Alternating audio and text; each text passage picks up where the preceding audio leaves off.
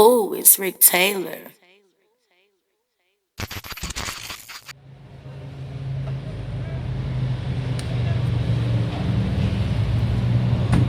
It's Jasmine Swan, and I am here with Rap Draft. Shout out to them.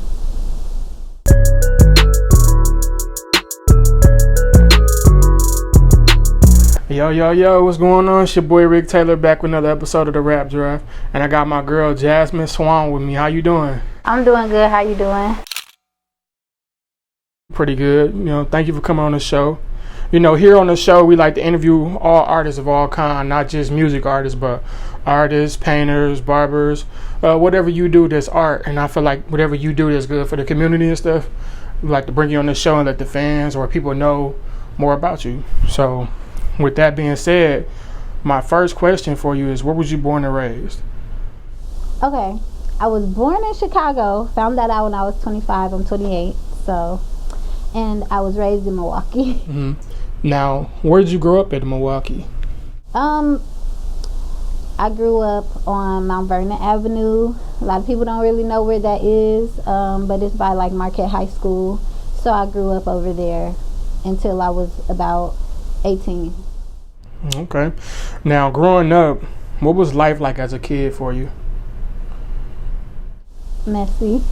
Not messy. You know what? I take that back. It was definitely a journey. It taught me and it made me who I am now. I was adopted, so life was always different for me compared to seeing the other kids because I had so much to deal with behind the scenes. But I had a really strong mother who adopted me and who took me in and just kind of showed me unconditional love. So I didn't really feel left out like I used to feel really left out. But I stopped feeling left out after I realized, I might not know my biological mom, but the mother that God gave me is really, all I need. Mm-hmm. Now, to talk about that, when did you find out? And once you found out, how did it make you feel? Was it tough, or was it just Found out that I was adopted? Yeah. Actually, I had already known that I was a foster child. I didn't know when I was really little, because you don't know. But by the time I was 6 years old, I knew I was a foster kid. I had a lot of issues, behavior issues, things like that, because my biological mother was a drug addict. So, of course, I had issues from that. So by the time I was 6, I was already in 12 different foster homes. Mm-hmm. And so I just knew, it became habit for me to bounce from foster home to foster home. Right. So it didn't really make me feel away. It just made me want to really act out because I didn't know what else to do or say. Right. Now, when you was in different foster homes, was it rough for you, or was all of them okay? Or I had some people who couldn't deal with me. I was really hyper. I had a lot of disabilities that I grew out of, but a lot of stuff that they really couldn't handle. But there were some really good ones, like one of my, I don't call them my foster family, they're just my family. I keep in touch with them to this day. So, yeah. That's good. Now, for the people who want to know, who is Jasmine Swan and what is your business? Well, Jasmine Swan can't really be defined. I am a lot. Once you get to know me, you kind of get the gist of who I am. But first and foremost, I love God. I definitely am out loud with the love I have for the Lord. I feel like I wouldn't be where I am without him. I'm a mother. I love my son to death. He definitely changed me for the better. And I know people say that, but I literally was like a reckless teenager. And when I got pregnant, all bets were off. It was like, no, either you do good or you just going to be destructive. And so I made the choice to do better. And it still, took me a while to kind of figure myself out. In high school, I really ran with the wrong crowd. I was really trying to be something I wasn't. And I tried so hard to be it that I really became it. And it took me a while to get out of, that persona. People used to see me out of high school and be like, oh, you still bad? You still fight? And I'm like, no, I'm going to college. I'm trying to do right, And so I had to really recreate my image to be who I am now. As far as my business goes, I actually started working with animals in 2013, and it just became a passion of mine. My mom is severely allergic to animals, so we didn't have any pets growing up. And so for me, I always wanted a pet, never had one, therefore it was just that void. So when I was working at a gas station, actually in Brown Deer, the owner of the vet clinic came in and was like, "Oh, Jasmine, you have a great personality, I want you to work for me." And that's how I started working with animals. I started off as a receptionist. It really intrigued me. I wanted to learn more. So then I went to Milwaukee Career College and I became certified as a veterinary assistant. And then after that, I went to MATC to get my business degree because I started my pet sitting business. Congratulations on all Thank that, you. man. Because I remember growing up with you, like, we was all just trying to figure it out, trying to find out who he was. But like I said, you was always cool with me and nice to me. So Yeah. I didn't really see too much bad of you. So I've seen You a little wasn't bit, but not a lot. looking because it was definite. I used to walk past, like, anybody who's gonna watch this from Hamilton, y'all know, y'all probably saw me walk past y'all classroom and stick up my middle finger because I was a hot mess, but I don't stick up my middle finger no more. Yeah, but we was young, so we Yeah. older now. So would you say that the guy you worked for was like one of your inspirations, or like you loving pets, period? Like, what inspired you to like really want to open your own business? So yeah, he definitely plays a huge part in the person that I am now. Because I started from nothing. I had no animal experience. I didn't even know animals got vaccines. I didn't know they could get a lot of the same illnesses we could get, like diabetes, high blood pressure, things like that. And so it was all just a learning experience and just experiencing animals and their different personalities and unique traits. It was all just like mind-blowing for me, and I just wanted to always know more. And working in a vet clinic, you see animals who are sometimes sick. A lot of them come for medical issues or like routine checkups, so you don't really get to spend time and get to know the animals. It's literally like, okay, you need your vaccines, okay, your leg is broken, we're gonna do surgery, and then they're sick, you send them home.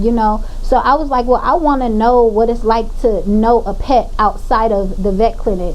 And so I started pet sitting, and it gave me an opportunity to really, get to know animal behavior outside of them being afraid. Because when they go in the vet clinic, they're afraid. Yeah. But coming to your house, they really loosen up, show you who they are. And I fell in love with every animal that I started keeping. Plus, working at the vet clinic, I saw a need for the care. And people who had the expertise like I did, they could trust me. They knew that if I had their animal and something were to happen, I knew what to do, so. And I used to always watch you like on social media and stuff. Like, man, I didn't know she was into pets like that. And I used to see you always with the different pets. I'm like, man, that's cool. Like, she really cool for that. Like, yeah. Because I'm like, growing up, I didn't too much like pets. But I'm like, to see somebody who really love pets and really take care of them like they own is really dope to me. Yeah, I love animals. I really do. I like them more than people.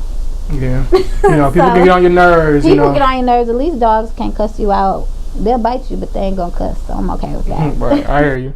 Now, how long has your business been open? So my facility that I have now, I opened it in February of this year. February 27th was my grand opening. But my business itself, London's Love and Pet Care, has been open since September of 2017. I just was running it from my house. Yeah, that's cool. Yeah. That's really cool. So, how's business been going for you? Like, from transferring from the house to the actual business itself, like, how's everything been going for you? Amazing. Actually, I have crazy faith. I knew that God was going to carry me. I always was worried at first because I was like, well, it was so many limitations doing it from my house because I'm a renter. I don't own my home.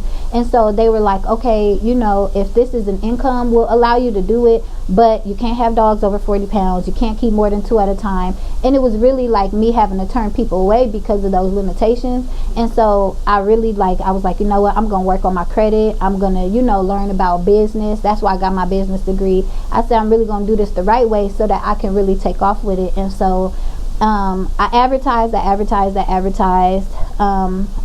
met some people who really believed in my dream. They ended up funding my business over $100,000.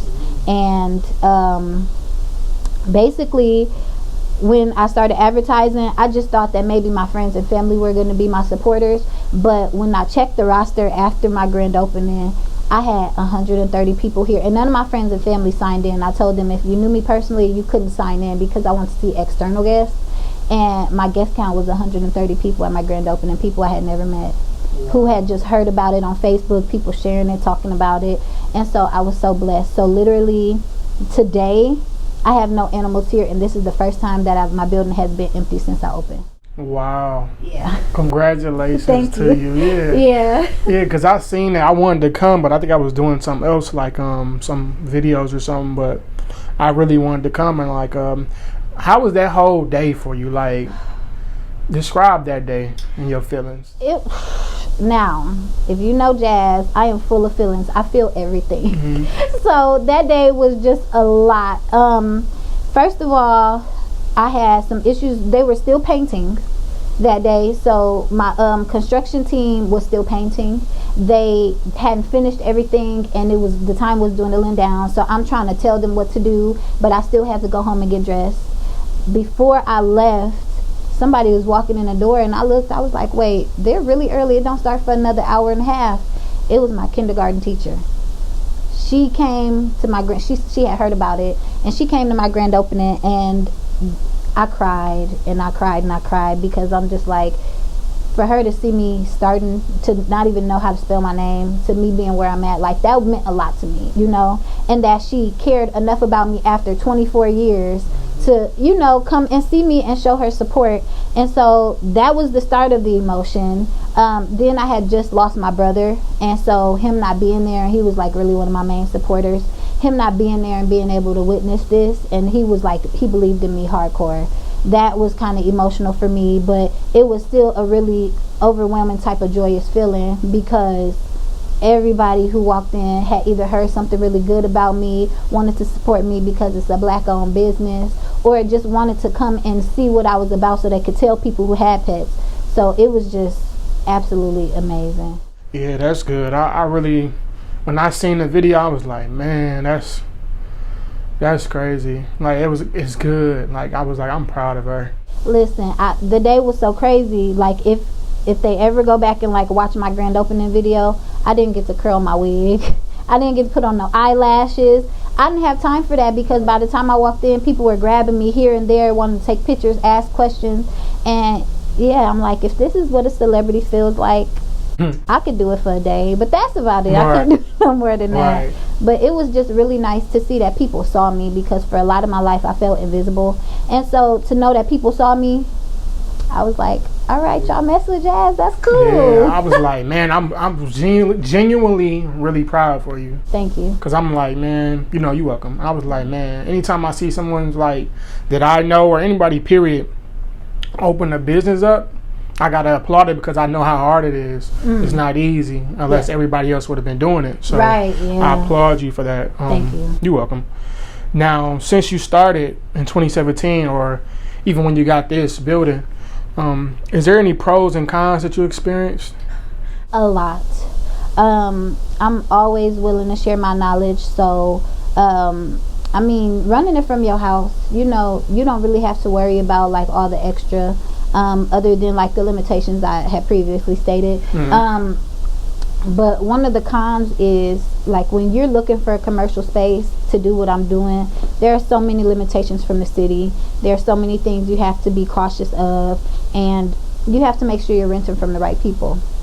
I have a really lovely landlord, and they really work with me and understand, you know, but, you know, finding a place that wanted to house the type of business that I wanted to operate was hard. For months and months I searched, and I started off really small-minded, actually. So before I closed on this space, I had a space that was half this size for the exact same price, and they were like, we don't want you to build any walls, we don't want you, and so they basically want me to have like this whole open space just for dogs to run rapid. I was like, that's not how it works.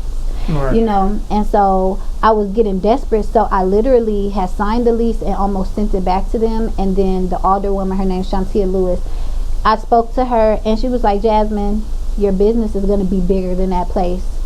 Don't settle for that place. She was like, we're going to get you in somewhere bigger. And so she believed in me, and she fought for me to get this space.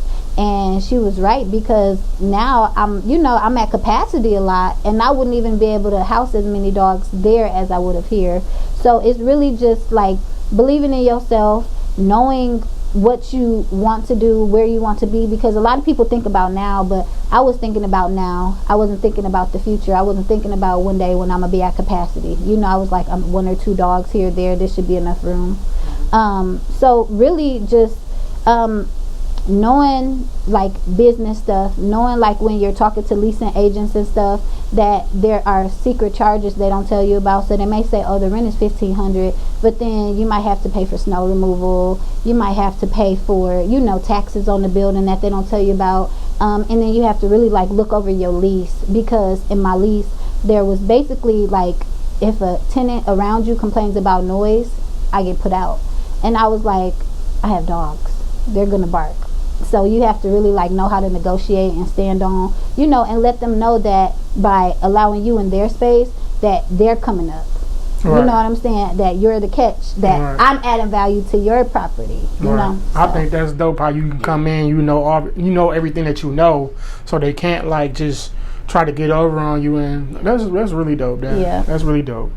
Now, since you started, have you got? Well, I can see you kind of answered this, but have you got any recognition from the city, like far as like anybody reach out to you, like the news or? Mm-hmm. Oh, really? Yeah.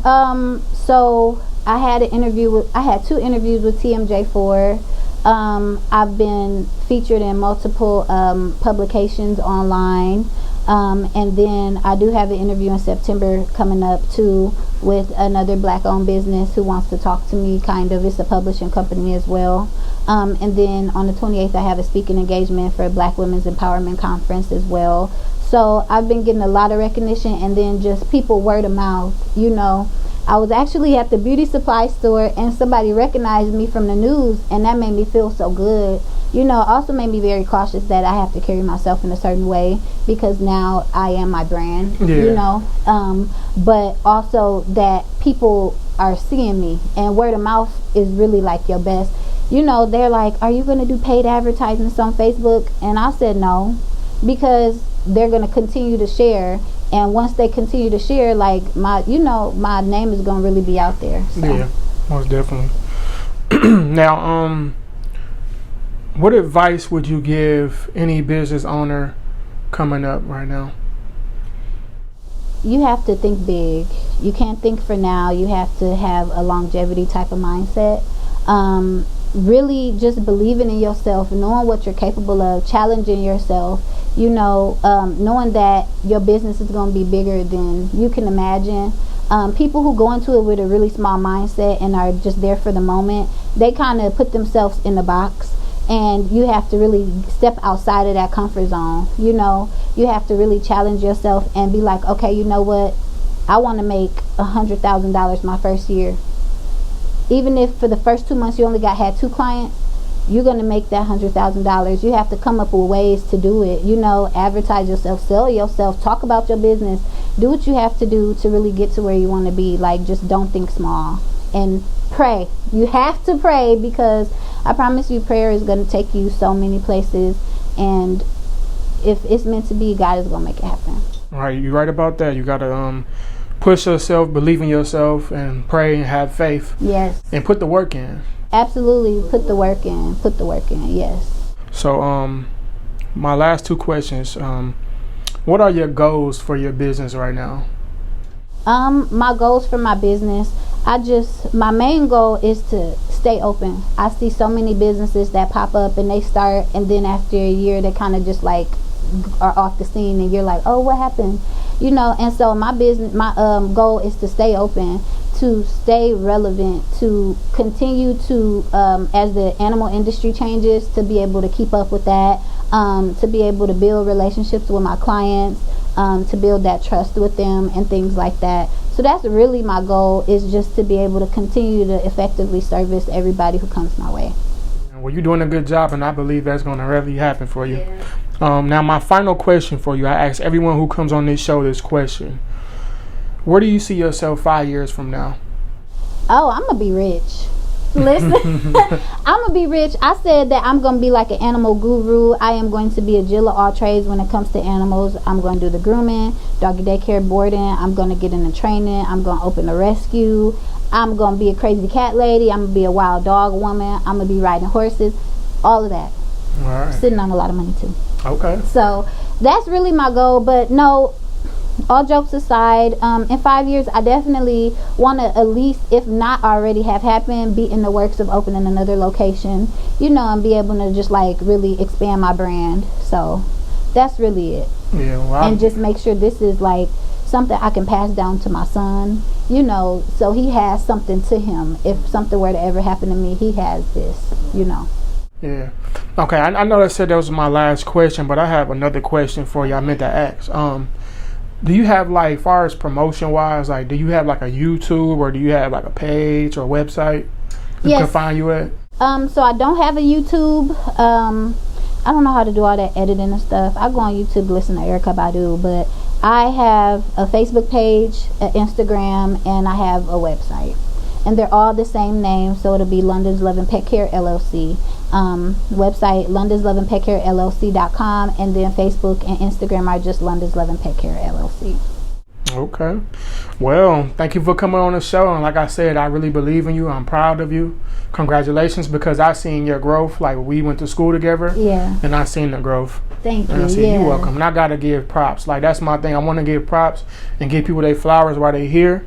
And because I see them doing something nice, and I seen you doing something positive. So I wanted to bring you on the show and let you tell your story, and also inspire other people. Mm-hmm. So once again, you're definitely on the right track. Thank you. You're doing a good job.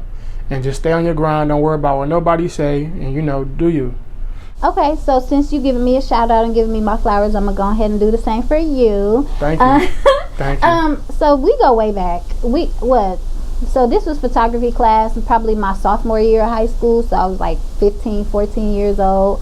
And we used to just joke a lot. But he was always like who he is. Like, he was always just a really genuine, nice person.